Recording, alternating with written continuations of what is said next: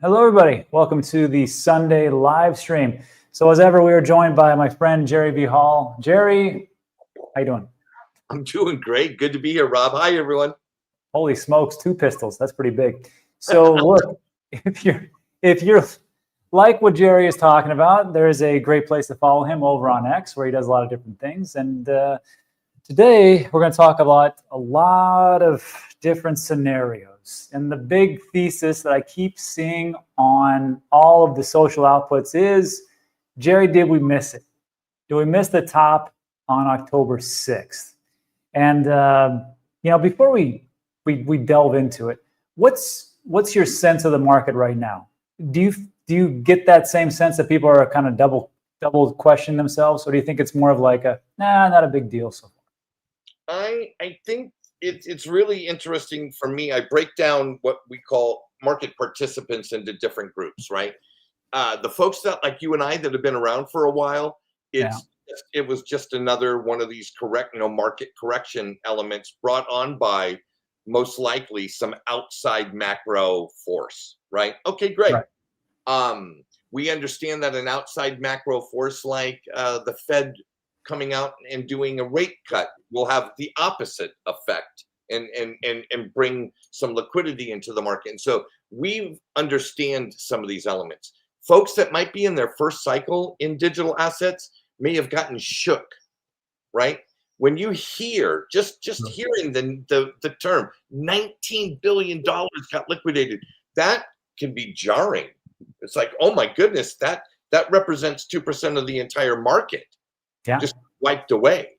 That could be scary, right? And so I think depending upon who you are and what your experience in this market has been over the last whatever your career has been in this space will dictate kind of how you're seeing this and how you're feeling it, because nothing structurally has changed. All right. And you know what? It's a good point. I mean, people who have been here. One thing did, and we'll get to it later in the show. Cool.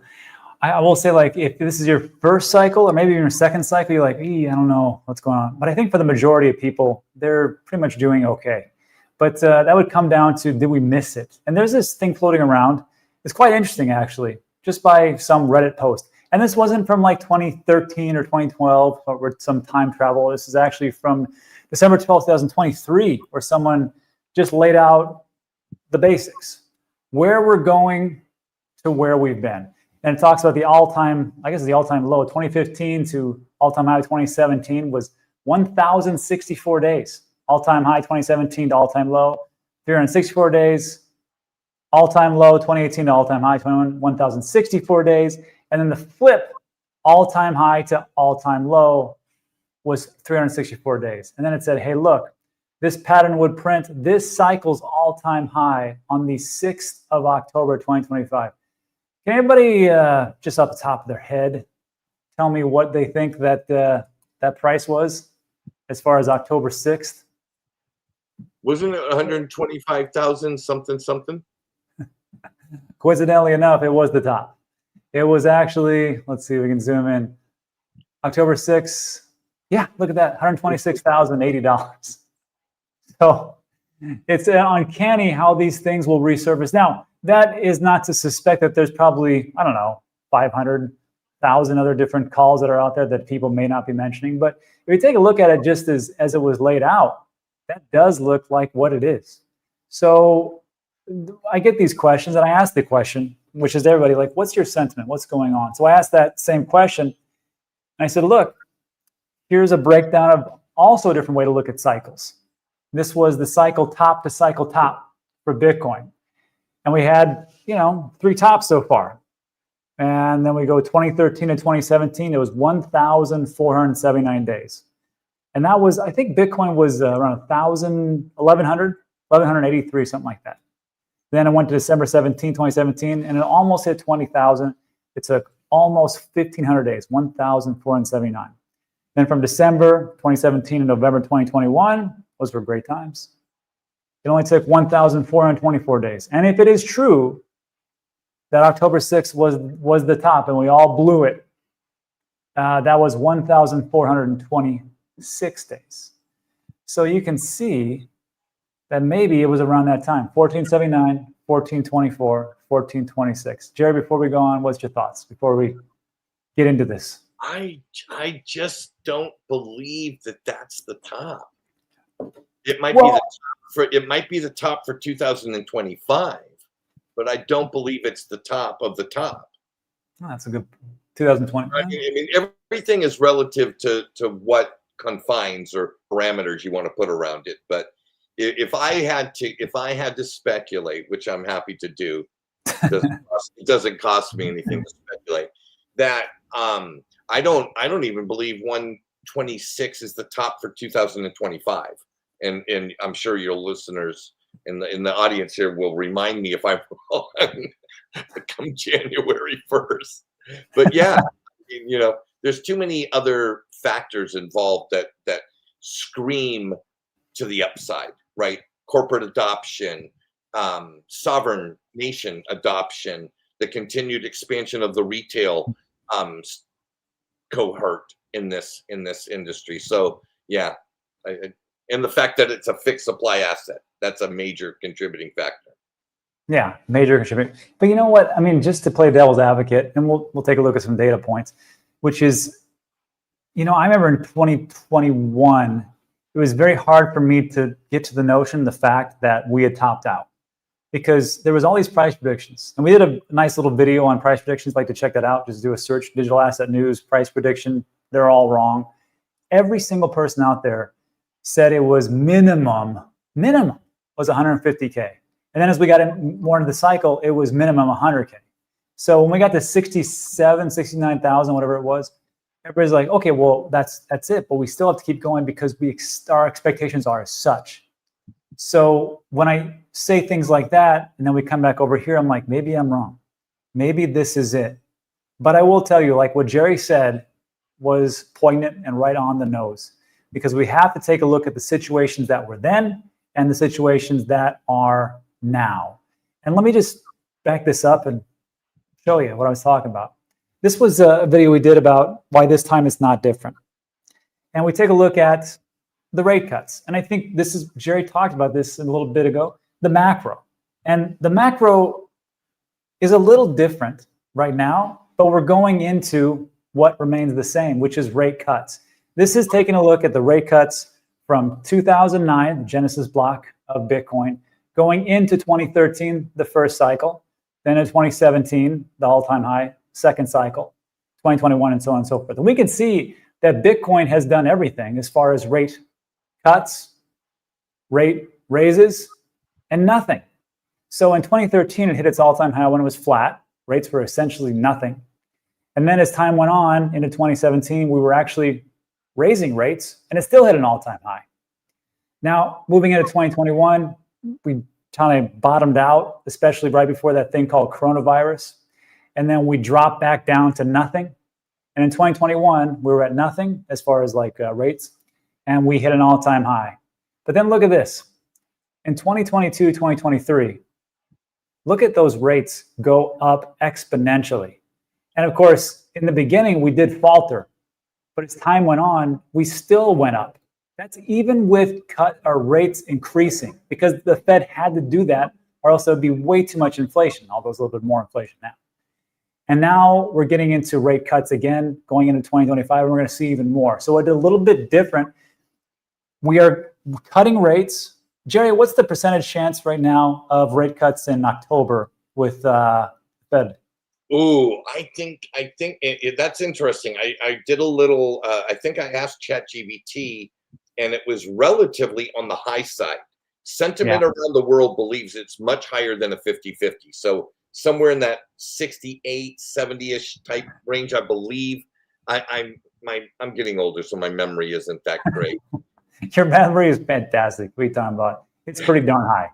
So right now, what is the actual consensus? 99%. 99%. So we're getting a rate cut in October for sure. But then if we move forward into, excuse me. Oh, that is right. 29th of October, October 29th, 2025. Then in December, I don't know why it's loading, but it's looking pretty good. And I guess that would come down. And before we get into and just talk about quantitative tightening and quantitative easing, as we can see here, the Fed was putting things on the balance sheet. We hit an all-time high. The Fed's balance sheet was flat. We still had an all-time high. The Fed, again, was adding things to the balance sheet. We hit an all-time high. The Fed was dumping or releasing this or doing quantitative tightening, and we still hit an all-time high. But again, things are shifting. And this is where I'm glad Jerry is here to break this down. This is what Jerome Powell just said just this last week. So take a listen to this. Make sure everybody can hear it perfectly. Take a listen. This is about a minute or so. And pay attention to what Jerome Powell talks about his balance sheet.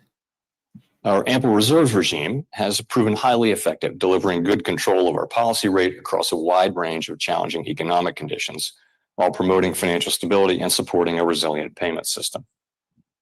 In this framework, an ample supply of reserves ensures adequate liquidity in the banking system, and control of our policy rate is achieved through the setting of our administered rates, interest on reserve balances, and the overnight repurchase rate. Our long-stated plan is to stop balance sheet runoff when reserves are somewhat above the level we judge consistent with ample reserves conditions.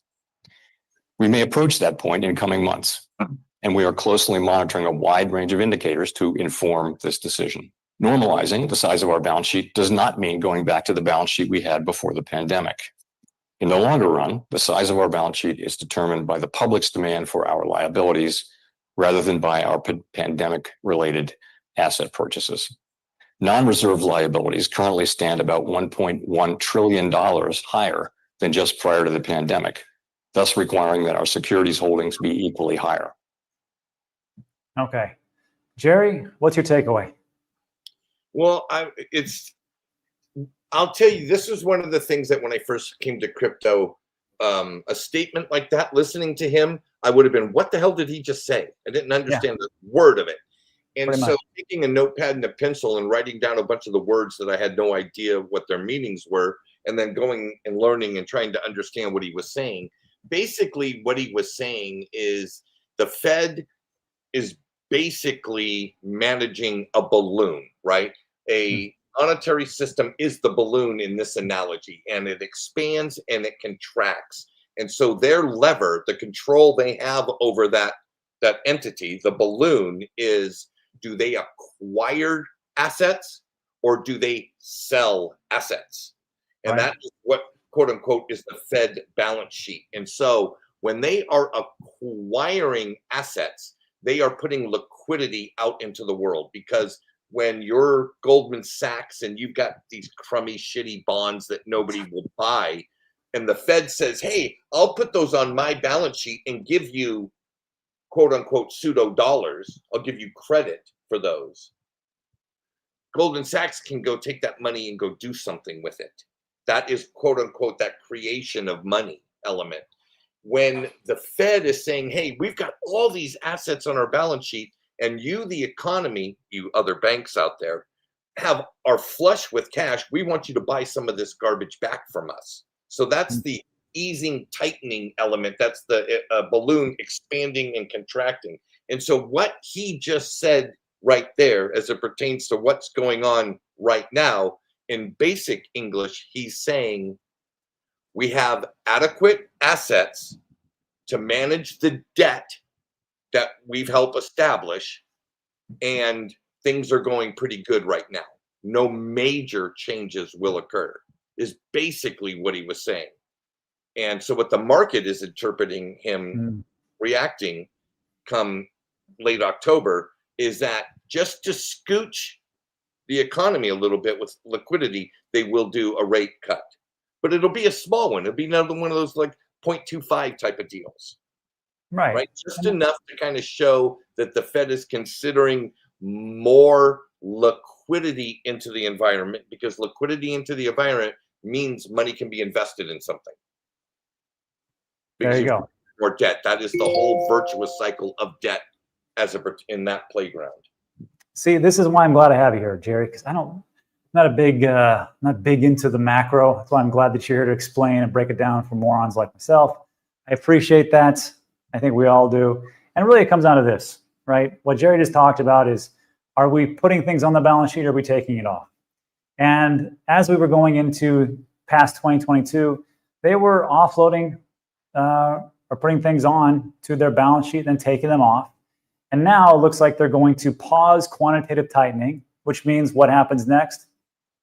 Well, actually, it doesn't mean anything. I mean, quantitative easing doesn't have to happen. They can just say, we're not going to be quantitative tightening, quantitative easing. We're just going to be here doing what the Fed does, which is play politics. I'm just kidding. But that's what it could be. Now, will we go into quantitative easing as the money printer goes on? Everybody wants to believe that. I sure hope so. But you can just see what we were doing in 2025 and what we're going to be doing because of what Jerome Powell just says. So these things are not like breaking news. I know, I get it. But it's just something to remind everybody as we get into the sentiment. And it's going to help you going later on into October. Usually October is pretty good, but October, I think, is not doing as great as it can. So then we have this, but then there's this thing called gold and precious metals. Jerry, you got any of that? No, I don't. But I will tell you, I have considered a couple of blockchain options on gold, because the one thing about gold that is very horrific to me, the little guy, is rehypothecation. That's a real thing. And if you're considering buying gold, folks, you should understand what that means, that term, and understand it well, because it is ubiquitous. It's everywhere in the commodities world, but specifically in gold.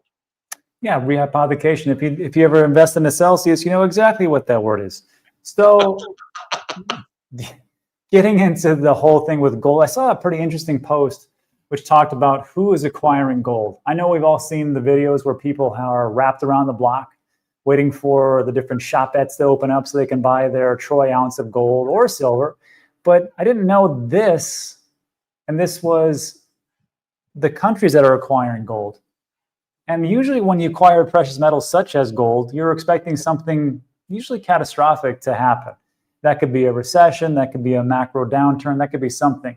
But China looks like it is not playing around. You can see here, this is gold stock levels in kilos or tons, I believe.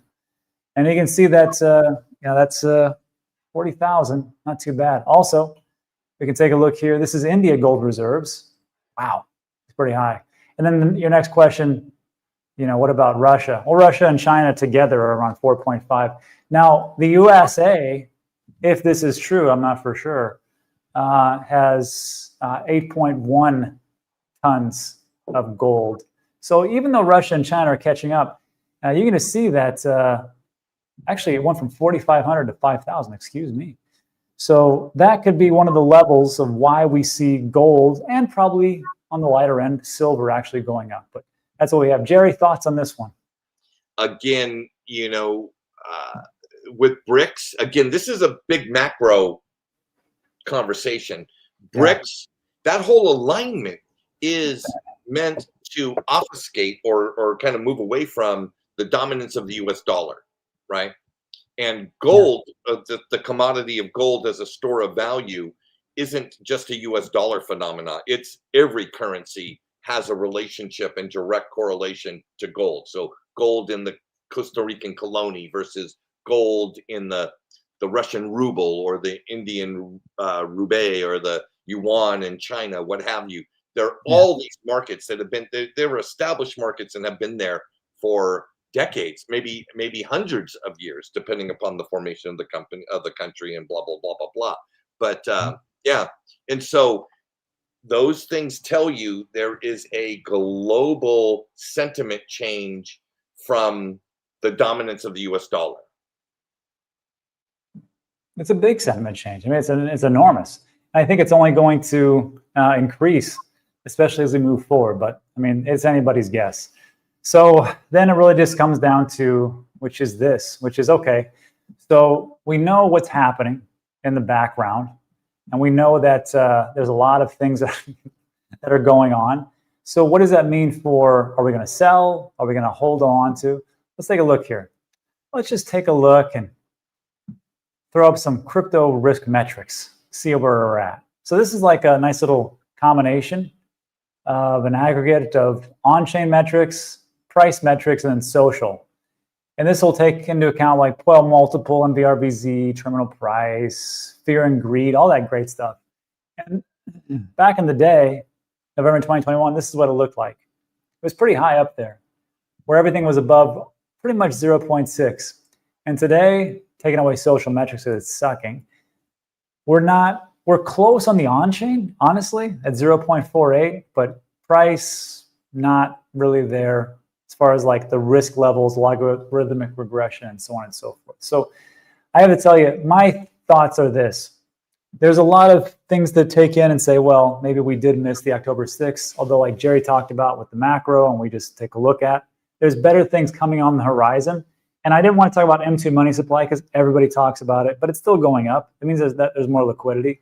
The Fed came out and said they're going to cut rates and they're going to stop the quantitative tightening. So you have all those things together. I think we should still see it. But even if we speculate dubiously, as Ben would say, it's anybody's guess. But me personally, I'm going to hold on for a little bit. When some indicators hit, I will be selling, and I'll let everybody know that. But that's where I stand, and maybe we go into Q1 2026. I don't think so, but here we are. Jerry, what's your final assessment? That's mine. I think this industry, I'm going to put crypto into a Web3 industry category. I think Web3 is going to see major expansion regardless of specific news-driven, sentiment-related, political decision-related elements. There's just the incentives for productivity, for efficiency, for growth are just too high. I think they will weather any weird storm that might jostlate something in the short term to being a long-term bet. So if you're in Web3, like everybody who watches you is, we're gold. We're good. Just hang tight. If you can dollar cost average, keep dollar costing average. That's what I'm doing.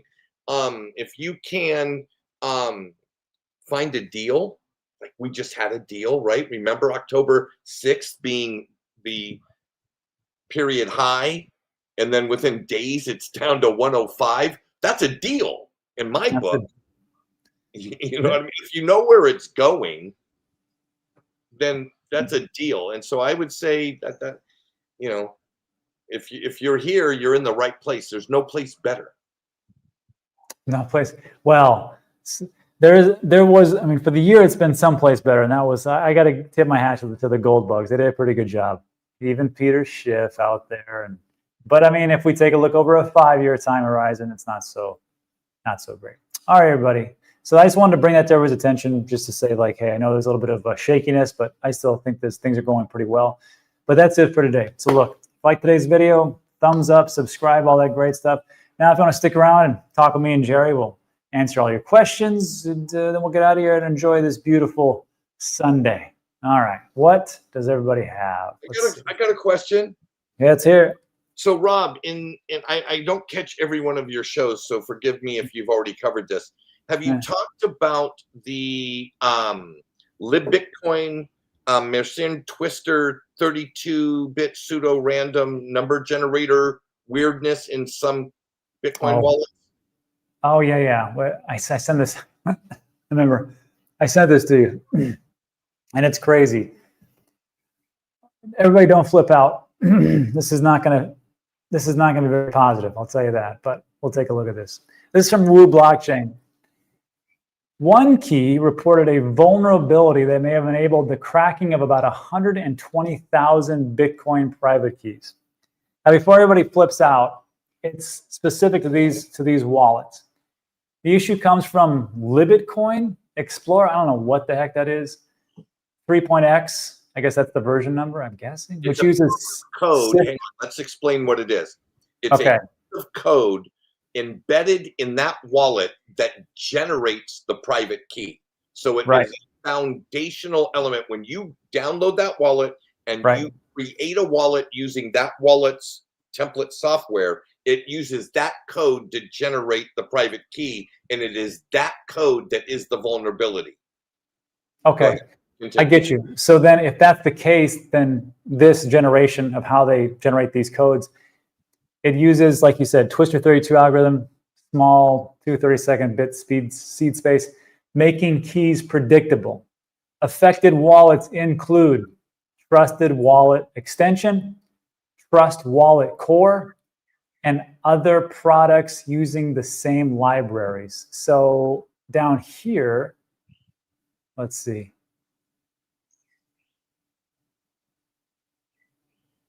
This is pretty funny. Predictable private keys, bro, at this point, it's not blockchain security, it's blockchain Sudoku. It's pretty funny.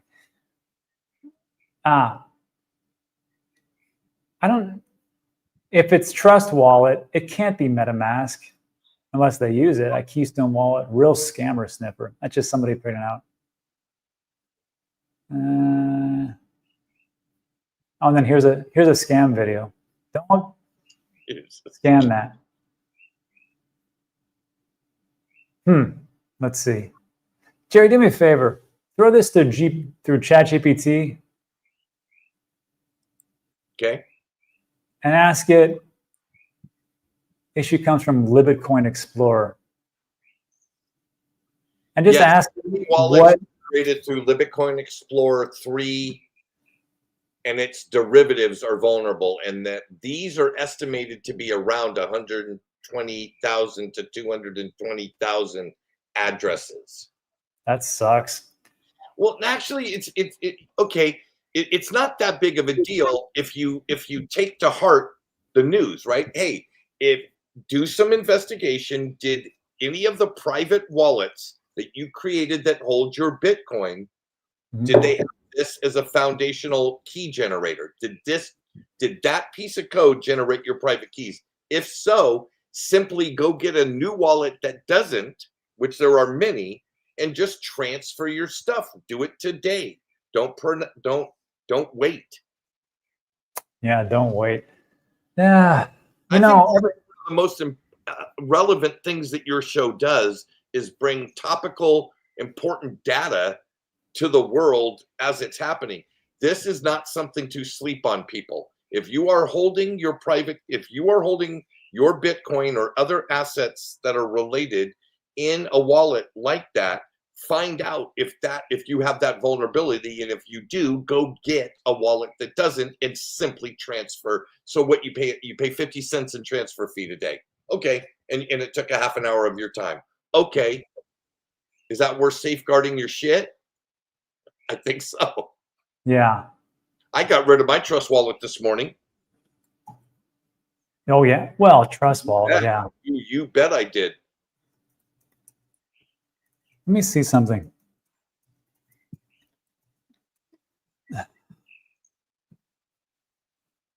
Okay.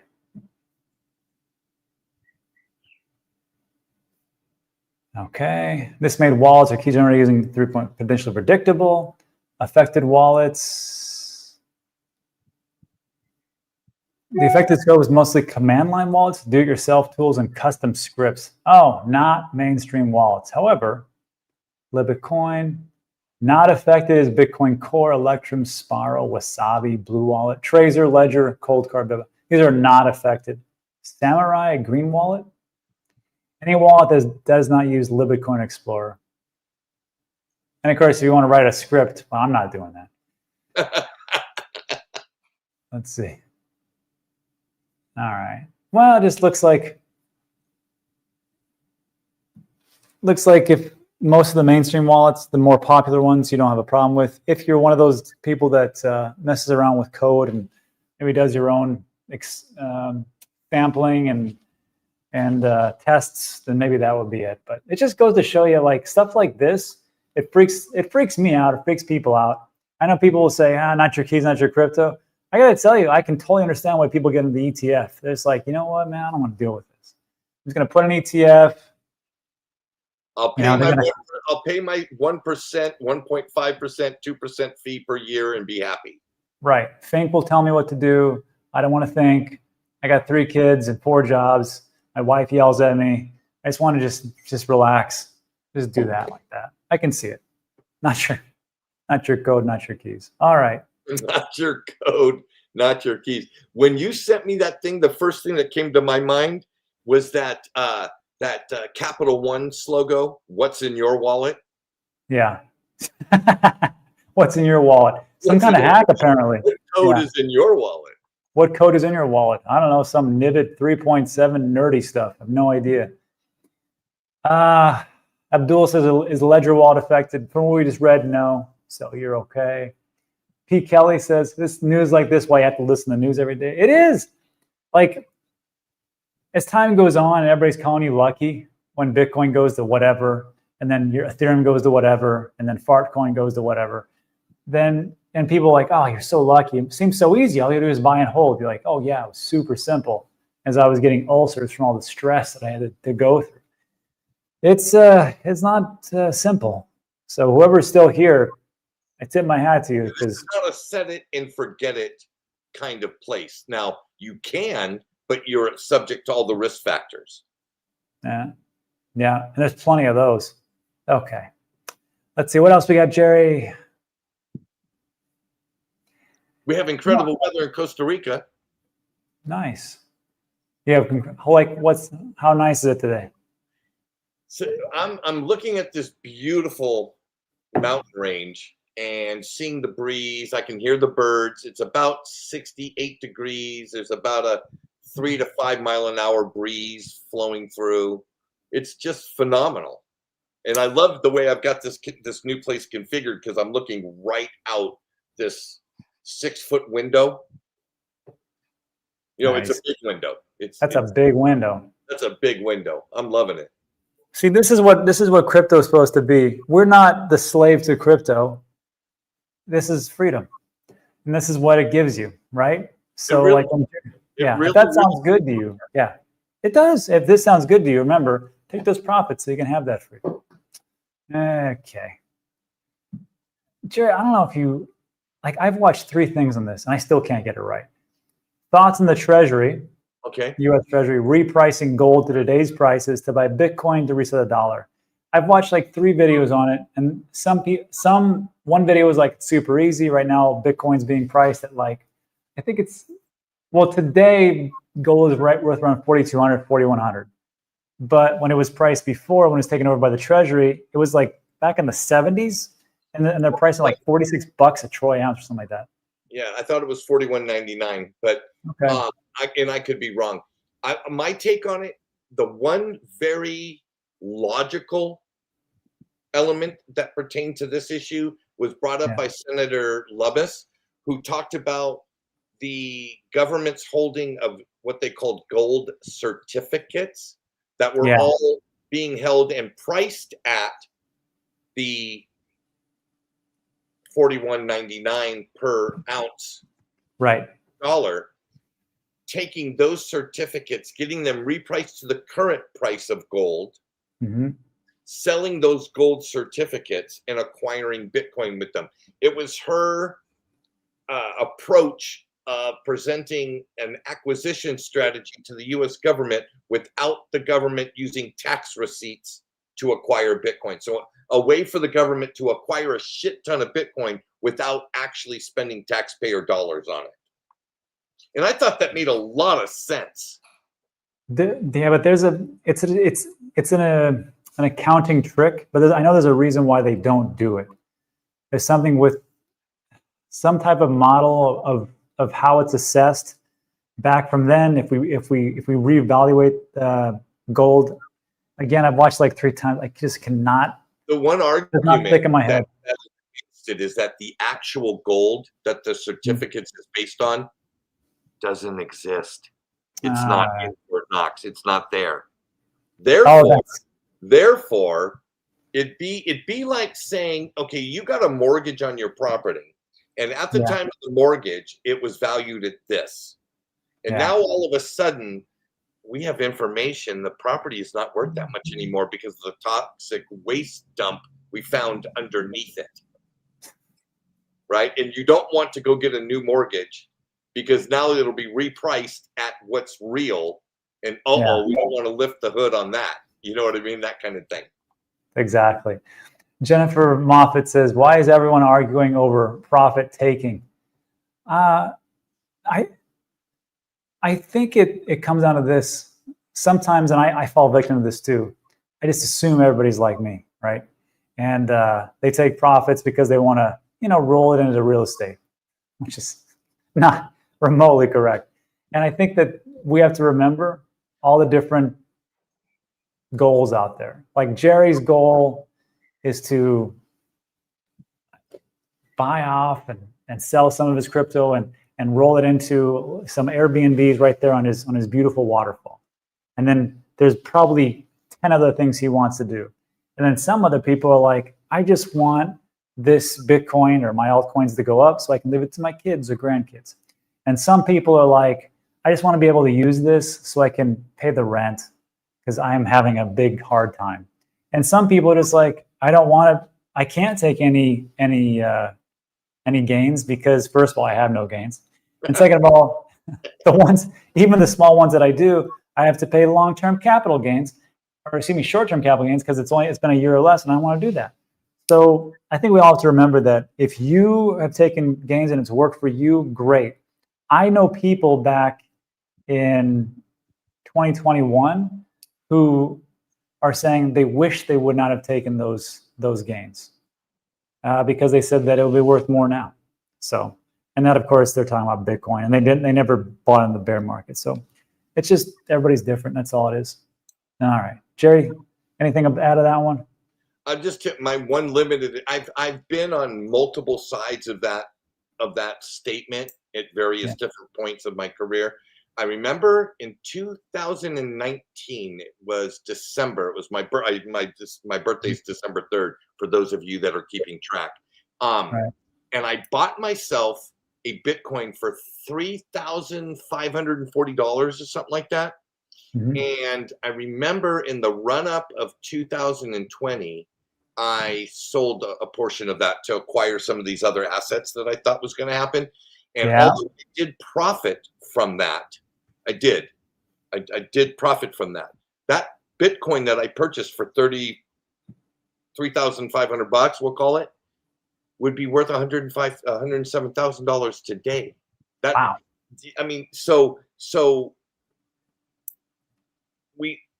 I have a different perspective on that now, right? So I'm of the mind, don't ever sell Bitcoin. Yeah. Don't ever sell Bitcoin. Sell other stuff. Leverage Bitcoin, just like you would leverage your property. And I believe the mechanisms to make that as safe as property collateralization will come soon enough. Right. Sam Walton, who was the creator of Walmart, he had a pretty good idea and thought structure, which is you're never going to, you can lease the property that you have, but you have to max out 99-year lease of property. And of course, that's where he built his Walmarts and made his empire. And then the Walmart kids, multi-billionaires. But his whole thing was once you acquire those assets, you try, even if they're leased, you hold on to them for as long as you possibly can, then just re-up. And I think it's the same thing, if you take a look at what's a pretty great asset? Well, Bitcoin's a great asset. Land is a pretty great asset. Real estate, depending, I get it.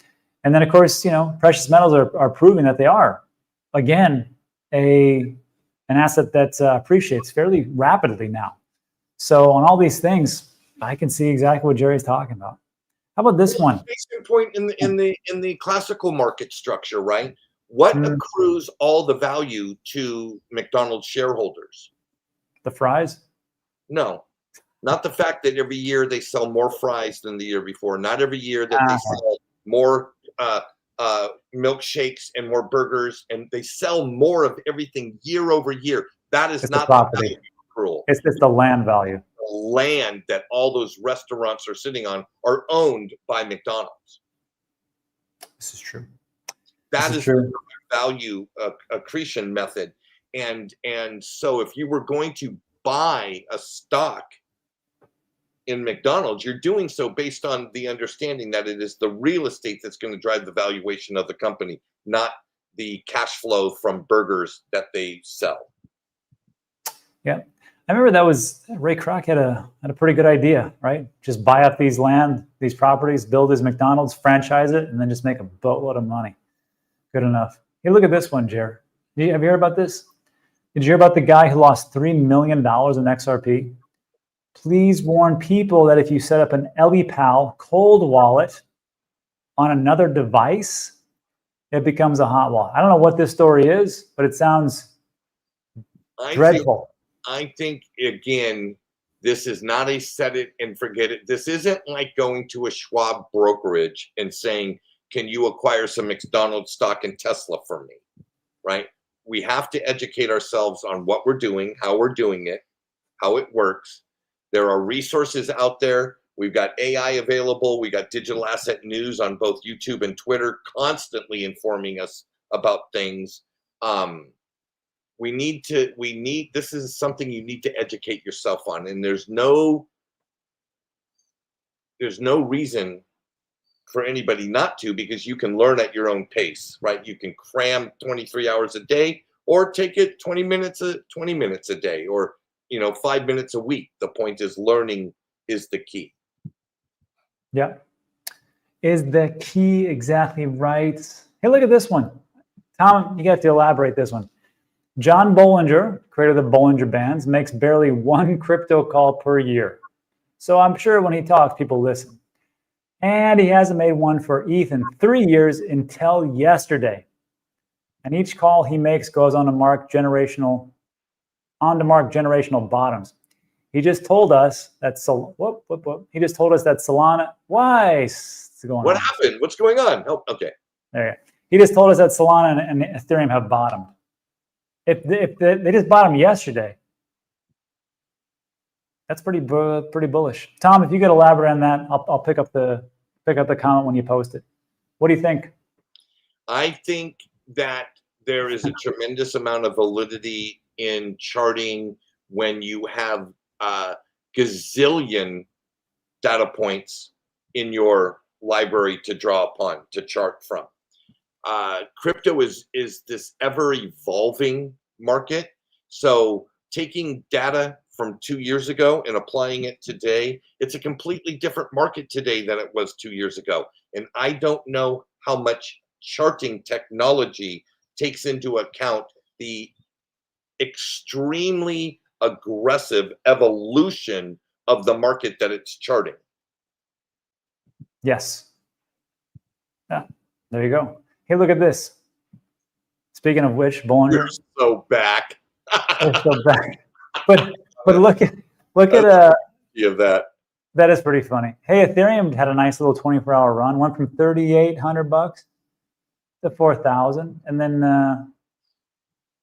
Bitcoin's doing pretty good. But again, this is like, and then of course all the traders say that's a dead cat bounce. Nobody cares. We'll see. I mean, again, we talked about it, and maybe John Bollinger is right. That'd be fantastic. I'd like to see that. Echo asks, Rob, I may need to do a backdoor Roth IRA. Does iTRUST do that? Not only do they do that, that's what I did with them. So you can actually do a backdoor IROTH? Yeah, you can do a backdoor Roth IRA. So with iTRUST, I call it an IROTH. An IROTH. Yes. So go give those. And Echo, remember when you go to iTRUST, just call them. And actually I have like this one at the very bottom, itrustcapital.com. This is a link in the description. Call them directly. They have real people that pick up. They're based in California. I went to their office. And they'll talk you through it. And you can talk to a real person. Don't email them. I mean, they'll get back to you, but it's not the same as like talking to somebody. That's true. And it's so rare too, to talk to like a real person. Dog said, what's a backdoor Roth IRA? There's a video I did on that. There's the link in the description, and it talks about iTrust Capital.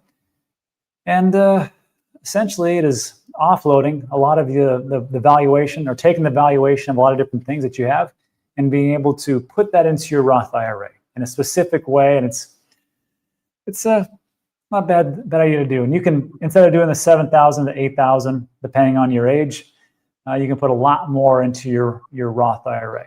And that's not because you're doing something illegal. The American government gives you that opportunity. And that's why America is awesome. Full advantage of the rules of the game. So they understand the rules better than your quote unquote Schwab or Fidelity investment advisor would tell you as it pertains to setting up a Roth. Exactly Like right. my Schwab guy, he said, dude, you ain't going to get more than 6,000 in that sucker. So stop trying. And I was, well, let's try this. Let's try. Come on, let's just try this. Come on. You're going to have fun. Yeah, exactly. Let's see what else we have. 49ers, Jim. The 49ers. Go Niners. Nuker says, I sold, I think he sold all of it, waiting for the next bear market when I'm going to buy mainly ETFs. You know what? I know people will say like, you should have waited. But we did a video on this, and we took a look at April 2021 when Bitcoin hit around 64,000. Then you had to deal with a 50% drop over a couple of months when it went to 29,000, then rallied back up in November to 67,000. If you just would have sold like even February at 58, 59,000, you'd have been fine. And you could have like bought that massive 50% drop off. And then we went in the bear market. You're like, this is cool. Sometimes people just wait a little bit too long. And I think that's what it is. Like I try to take profits along the way. I did a little bit better. I did better this time, mostly because I had to for a real estate deal. But it worked out. But I should have done even more. But I think we'll still be rewarded later on. Okay. JH says, people make money after one cycle usually. The first cycle doesn't go well. Jerry, wasn't your first cycle 2017? Yes. I got swept up in the run up to $18,000. I'm like, what? Yeah, I'm a genius. Keep in mind, I was only in the traditional markets messing around with cannabis stocks that had nice run-ups relative to the regular capital structure, your stocks, your normal, banking stocks and food company stocks and pharmaceutical stocks. And I saw cannabis and I was like, those are outsized returns. I kind of like that. Let's study. And here comes Bitcoin. Hi, cannabis, past cannabis. Hi, just past everything. It was like, monstrous that it went up in 4 or 5 month period of time. I remember. You were there. I was there, and I was like, I'm the smartest investor alive. I don't know why everybody's complaining. This is so simple. And then, of course, dropped to 5,000. Like, whoopsie. But yeah, that happens. And this is a good one. We should probably get out of here. Rusty Bot says, when Fed GPT? Meaning, and if you think about it, like, because all the Fed really does is they're data dependent, right? They're driven by that data. And the data that comes in, whether that be right or wrong, that's the data that they have. But they're still human. And they still make massive mistakes. And especially like the last jobs report from, from March 2024 to March 2025, it was off by 911,000 jobs. Now, I wonder if you ran it through ChatGPT and said, hey, take a look at these parameters, is correct. Jay, do you ever see like in the future, we just kind of like, we don't need all these governors, all these, chairmen on the Fed. Let's just apply a process, right? Right. You have a process, and that's all the Fed is meant to do, is apply a process to achieve A, B, and C goals. It's far more consistent to do it with an algorithm than people, because the people are taking in influences that are political, not based off of the parameters or necessarily the goals that they've stated they're doing. So they veer, they deviate from the process all the time. Yeah. And hence they turn something complicated into something even more complicated. That's it. That's what it comes down to. Calvin says, hey, Rob, you hear Aaron from Coin Bureau Trading. Aaron's a smart kid. He says that the reason for the crash was personal credit and trouble, along with small banks. I know there's a bunch of banks that look like they are financially in dire straits. But as far as like personal credit, I think we just crossed over as far as outstanding credit debt over $1.3 trillion. And then also I just saw a report on the, not the foreclosure, but the repo market. And not repo market for the whatty? The default market? the default market for autos. I think it just crossed over a threshold which hasn't been seen since pre-2020. Yeah. So this is not good. I mean, as far as like we look at that, but there's two things. It's not good of what's happening, but it is good for Jerome Powell to say, okay, there's something wrong with the markets. There's something wrong with the economy. Not the markets, the economy. We have to step in. We should be more aggressive. And, you know, Trump's pick, I forgot the guy's names, was saying that we should be doing 50 basis point cuts. And maybe, I mean, wouldn't that be something if we get 50 at the end of this month or even in December? I don't know. Thoughts, Jerry, before we wrap up? You would love it for your portfolio, your asset portfolio. You would hate it if you earn money. Like if you're a wage earner, like if you earn a salary, every one of those events that makes your portfolio fatter makes your actual realized value of income as it pertains to how you get paid less. Because the debasement of the dollars in which you get paid is a direct correlation to the quantity of that currency that you're getting paid in the monetary supply. So if your Bitcoin is going up because of money printing, that means the purchasing power of the dollars in your paycheck is going down. And are they proportionate? Are they 1-to-1 ratio, 1-to-2? Are you ending up at the end of the day with more or less? Unfortunately, Everybody will have to do that little accounting for themselves to figure that out. I'll just leave it like this. And just to piggyback what Jerry said, that debasement trade is a real thing. And again, I know people are like a little bit skittish right now, but just this is all you really got to know, which is right here. If you denominate in the dollar, everything's more expensive in the dollar. If you denominate things in Bitcoin, everything's less expensive in Bitcoin. So now you have to decide, where do I want to be here? Do I want to be on the fiat side, or do you want to be on another asset side? I will pick assets any day of the week. I want to accumulate Bitcoin so I can get more homes. Yeah, exactly. I want to accumulate more Bitcoin so I don't land out in the street, and that's it. All right. Thanks everybody for stopping by. If you like today's video, thumbs up. On your way out, that's be great. Thumbs up, subscribe, leave a comment. But that's it. Jerry, thanks for stopping by again every week on Sunday. And that's it, everybody. Enjoy the rest of your weekend. See you on the next one. Adios.